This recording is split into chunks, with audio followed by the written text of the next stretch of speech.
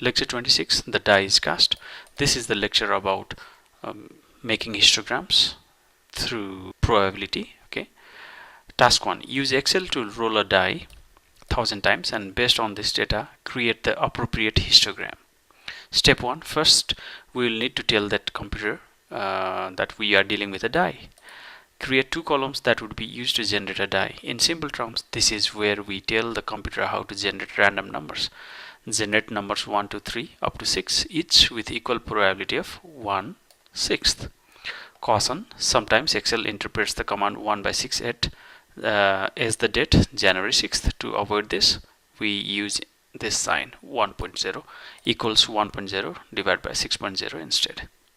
Here I have created the required table. Okay, and now let's read task number 2. Step number 2. Go to the random number generation and select discrete random variables and highlight the values you created in step 1. Do not highlight the headers, just the values. Press OK. This is it. We rolled a die 1000 times and recorded all the outcomes with the click of this button. Data analysis, random number generation. OK. Discrete, so number of variable is 1 and random number is 1000, and value and probability input range, this is given by this one. Okay, so this is it, and click on OK. So this is what we get. There are 1000 data. Create bins equals 1 to 3 up to 6 and follow the steps described earlier in order to create the histogram. So let's do that. So let us create the bins. So for this, let me insert a column here. So this is outcomes, and let's suppose this is bins. Then this is 1, 2, 3. Then let's go for histogram. Again, data analysis, histogram, click on OK. So bin range is this one, and input range is from A2 up to A1001. Since there are 1000 outcomes and it starts from 2, so that's why it is 1001. Click on OK. Thus we have this new table. Insert and go to this one, the first chart. So you can see that these are the outcomes 1, 2, 3, 4, 5, 6, and these are the number of how many times they were repeated while throwing them 1000 times. Okay, so this is the histogram. All right. So as expected, the frequency of each outcome is approximately 1/6. Task 2. Imagine an experiment. 3 dice are rolled and the maximum of the 3 numbers is recorded. The resulting number is obviously random, and the question is, what is the most likely outcome? Or in other words, if you have to bet some money, which number would you pick and what odds would you have of winning? The task is to simulate this experiment and answer the above questions. Create 3 columns of dice, each 1000 long. Essentially repeat the previous task, but this time replace 1 with 3 in the box. In the number of variables, this will create 1000 experiments where 3 dice were rolled. Leave the random seed box empty. So this is the table that we created earlier. We'll use the same table since we are rolling 3 dice. So let's go to data analysis at first, and let's go for random number generation. Click on OK.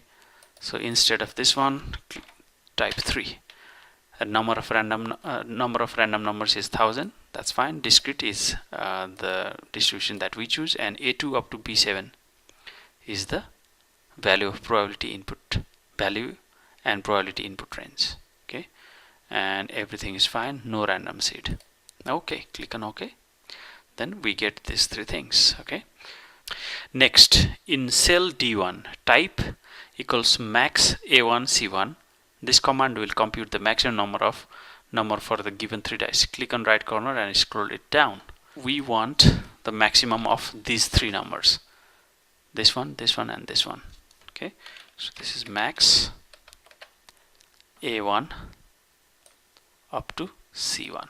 Okay, and click on enter. So that's fine. That's 5 is the maximum number. We have found out the maximum value of these three numbers. Okay, A1 in the cell A1, B1 and C1. So that's 5. Now hover on top of this cell, okay, and you'll get this kind of plus sign, the dark plus sign, and double left click, then everything will be populated up to the end. Okay, so if you go to control down, then you can see that it has been populated and it's maximum A1000 up to C1000. You don't need to do shift control D trick. Step 3. Now we have created 1,000 experiments, each of which consists of rolling 3 dice and then picking the maximum of these 3 numbers. All we need is to create a histogram. Hint: identify the bins by listing all the possible outcomes. All the possible outcomes is 1, 2, 3, 4, 5, 6, right?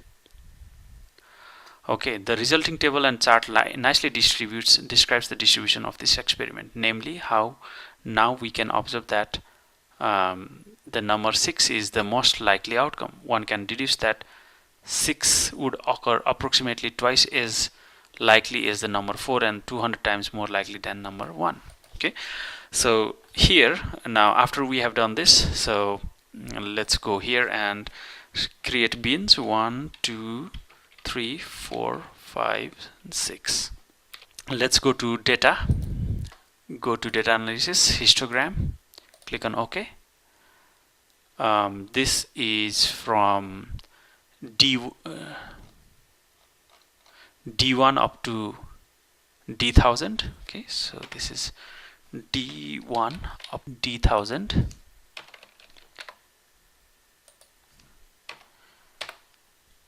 And bin range is E1 up to E6. Okay, and no levels included, so that's fine, and click on OK. Alright, so you can see that the frequency of 1 is 8, 2 is 833, 3 is 93, 4 is 158, 5 is 279, and 6 is the highest one. Let's create the histogram. So let's create a histogram out of this data. Then go to insert and OK. So this is the chart. Click on OK. So we have gotten this kind of chart, right? And we are quite certain that 6 would be the most repeated maximum. Okay. Task 3. Imagine an experiment. 5 coins are tossed and you denote the heads by 1, tails by 0. Task is to create new random number that would be the sum of all heads among 5 coins. Use a histogram to describe the distribution. As before, we need to tell the computer how to generate a coin. Here we let the outcomes be 0 and 1. 0 for tail and 1 for head. The probabilities are obviously 0.5, 0.5. Hint: we could increase the column length here by typing 5000. Okay, number of random generation, and leave the seed box empty. So I want a new workbook. The first one is outcomes. So that's 0 for tail and 1 for head. 0.5 is the probability for both of them. So, fine. Alright, now then go to data analysis and random number generation. Click on OK. So here we are tossing 5 coins, so let me keep that as 5, and this is 5000. Okay, now value and probability of input range would be A2, B2, A3, B3. Okay, that's fine. Random seed is empty. Click on OK. So we get five columns of 5000 rows of data. Mimic the previous exercise, shift control D. Here we need 5 random number variables. The computation becomes sum A1 E1. Finally, in order to create the histogram, choose the bins by identifying all possible outcomes. The results should look like this. Okay, here this column F is of about sum. Okay, equals sum, and this ranges from A1 up to E1. Parenthesis closed and click on enter.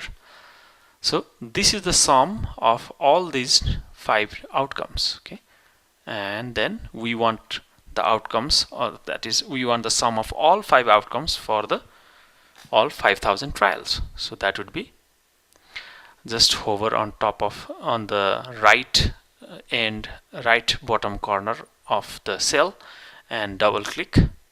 Once you see the plus sign, as we can see in the screen, double click left, then we get, okay, the sum of the numbers, sum of the 5 outcomes for each trial. The bins are, of course, there could be 0,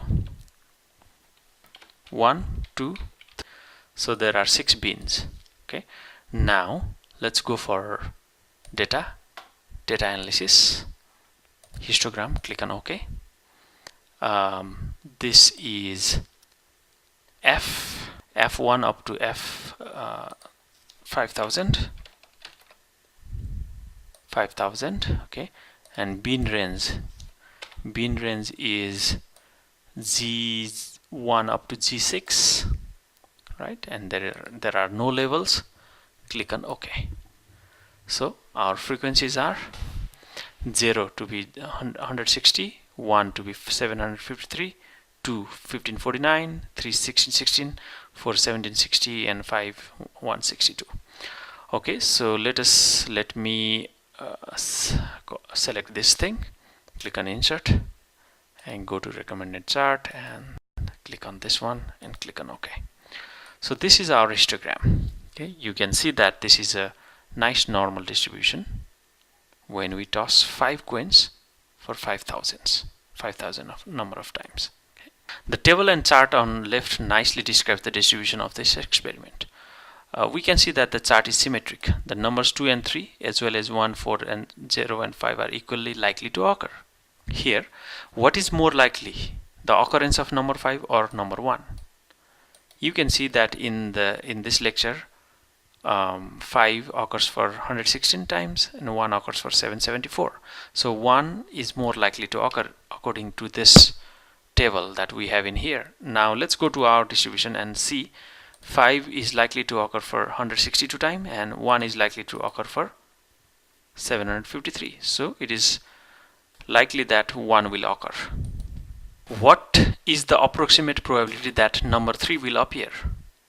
So in this case, 1597 out of 5,000. So I can write 1597 out of 5,000. 1597 out of 5,000. That's 3194. 3194. And in our case, it is simply 1616 divided by 5,000. 1616 divided by 5,000. 3232. So they are very close. 3194. This is nearly 0.32. Here it is also 3.32. So that's our probability. Okay. Let's go to task 4. Imagine an experiment where 2 dice are tossed and the numbers on dice are recorded, die 1, die 2. Answer the following questions. What is the approximate probability that die 1 plus die 2 equals 7? We again go for the first problem that we have done and try to go for worksheet number 1. So this is the probability. Let us go to data analysis and go to random number generation. Click on OK. We have 2 numbers of variables since the dice are rolled 2 times, and let's just go for 100. Okay, the distribution is discrete and value and probability input, you can just go for A2 up to B7. Okay, and click on OK. So we have up to 100 things. Okay, so now let us make this column C to be the sum of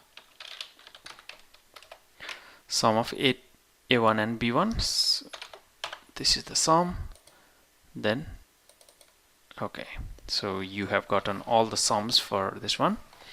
So that is up to 12, right? From 0 to 12. So minimum should be 0 and maximum would be 12, since 6 plus 6 is 12. 0, 1, 2, 12. Okay, so that's fine. Now let us go to data again and go to data analysis, go for histogram, click on OK. the input range is C1 up to C100, capital C1 up to C100, D1 up to D13. Okay, all right, now let us draw the histogram. It's not necessary to draw, but yeah, just for our illustration purpose I am drawing this one. So it looks like two humped bell curve. So that's fine. Now it is asking us about what is the approximated probability that die 1 plus die 2 equals 7. So die 1 plus die 2 equals 7 is the probability 8 over 100. Okay, so 8 over 100 is 0.08. So that's my answer, and let's see what. So here I just used 100 tosses, right? But they have used 10,000 times, so they are getting 0.17 as their probability. Okay, so it can be different. Now let's go to theoretical regression, sample distribution and bell-shaped curve. Sample distribution and bell-shaped curve. A keen reader might have noticed that we have covered two distinct topics, statistics and probability, and although traditionally the two come as a pair, it is not that obvious why. Why do we combine questions about rolling dice and tossing coins, which are about probability, with questions regarding slopes of regression lines or confidence interval?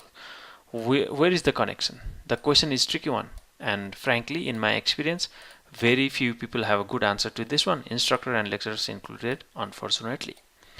The answer is the p-value. The p-value obviously plays an instrumental role in statistics, and we have covered it extensively, but we never explained how we got this value. The mathematics behind this magical value is way too complex for this type of class, but the intuition we can address here. It all boils down to the few charts we have created above. Sum of 5 coins, it's a bell-shaped curve. Sum of 3 die, it's a bell-shaped curve. Okay, the above two histograms were based on sample of 5,000 sums. That is for the first histogram we tossed 5 coins 5,000 times and then computed the sum for each of these 5 coin sample. Thus the first histogram represents the sampling distribution of sum of 5 coins. Analogously, the second chart represents sampling distribution of sum of 3 die. What can you observe? Both charts resemble the bell-shaped curve.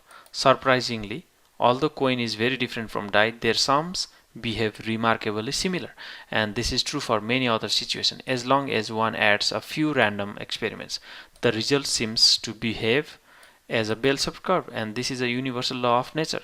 For example, imagine the following crazy example. One randomly picks a person and records the following 5 numbers: the last 2 digits of his or her social security number, her height in inches, her weight in pounds, and last 2 digits of her zip code, and the number of cousins she has. Each of these 5 numbers is random and completely different. Next, in this strange experiment, we add these 5 numbers and call it S1, indicating the sum value for the first person. Now, if you repeat this with 1,000 randomly chosen individuals, and if you make a histogram based on S1, S2 up to S1000, you'll get a bell-shaped curve. Strange, isn't it? This bizarre phenomenon has been mathematically confirmed by the celebrated central limit theorem, and it is the theoretical ingredient responsible for p-value. Okay, so we don't go for what is central limit theorem. It's slightly mathematical, but this is the main theorem that is the base, that becomes the base of p-value. Right?